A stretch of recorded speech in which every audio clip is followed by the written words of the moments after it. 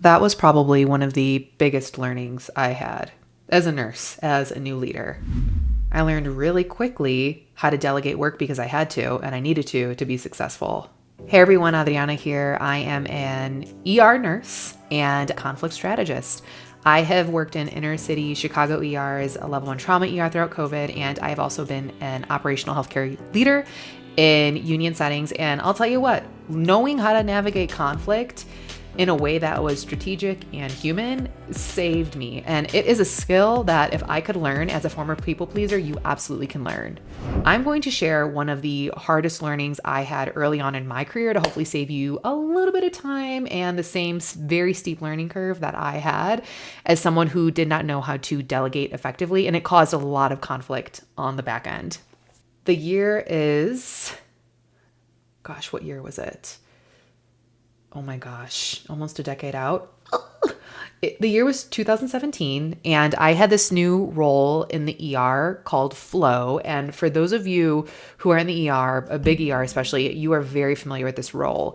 I was completely in charge of moving patients throughout the ER to make sure that the ER was flowing, getting people out of the waiting room as quick as possible, getting people shuffled around the ER to open a bed so people can be evaluated by doctors, physician assistants, and nurse practitioners, and trying to get people that are in the ER up to the floor.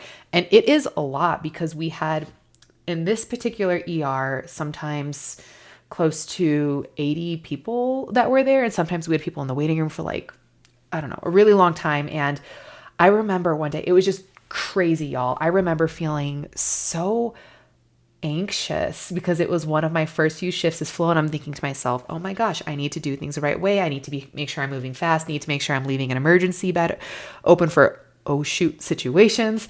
I need to make sure that I'm doing all these things, and my brain was racing. And I get a call from an ambulance, and they call me and they say, Adrianna, we're going to be there in 5 minutes, and we have a patient that needs a bed right now. And I'm thinking, okay, the only bed that I have open is for the nurse that I gave the last 3 patients in a row in 10 minutes because they had the only open rooms. And I remember feeling really bad, thinking, gosh, I'm like slamming this nurse. And this was pretty standard. And I had already redirected resources to help this person.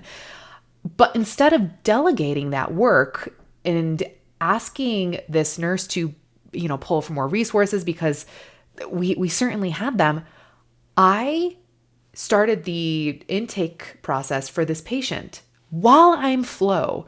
And here is what was happening. I'm inside this room getting this patient situated who's really, really sick, getting report from the ambulance. And the inside of my head is chaos incarnate, y'all. It is chaos incarnate. I'm thinking, oh my gosh, I have to do this. I have to go clean this room. I have to make sure that I answer that ambulance call. This doctor needs this other nurse needs this patient go upstairs. It's like ping pong inside my brain, and I'm just feeling myself escalating. But then I'm thinking I'm doing the right thing because I'm helping this nurse. And what I really was doing was avoiding delegation. Because what I should have done is told this nurse, hey, you have the only open bed. You can call this tech. They are looking for an assignment. They could come help you. But I didn't feel comfortable telling people how to delegate or advising people on resources just yet in my career. And I remember the charge nurse walked over, and I really appreciate direct communication, which we are no stranger to in the ER.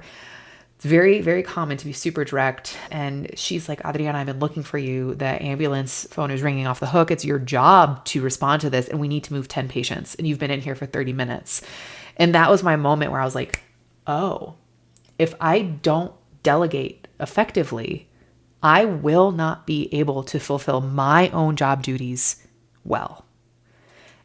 And that is when I remember like the light switch going off and thinking, I have to make sure that I communicate things as much as possible to do my job well. And it was so simple, but I just did not feel comfortable giving people more work. And in the ER, you are guaranteed to get work. It's the nature of the job. People are going to be coming in through the front door. A lot of hospitals will have emergencies coming in by ambulance. You never know if there's going to be a little bus dropping off sometime. It's just the nature to be busy in the ER. So getting comfortable with work is just the name of the game. And I want y'all to learn from me because what I was doing by not delegating was avoiding my job and also putting myself in a position to not deliver what the ER needed. And my big takeaway was just communication early and often.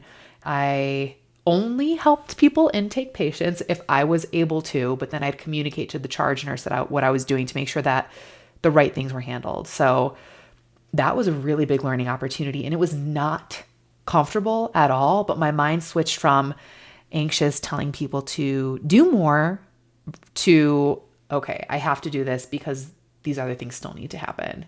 Be sure to like and subscribe to this channel because I'll be posting lots of stories about my own failures, my own learnings to help shorten your learning curve to learning more about conflict resolution and conflict management at work, because these are all learnable skills. And if I could learn it as a former people pleaser, you absolutely can learn it. Have a great day.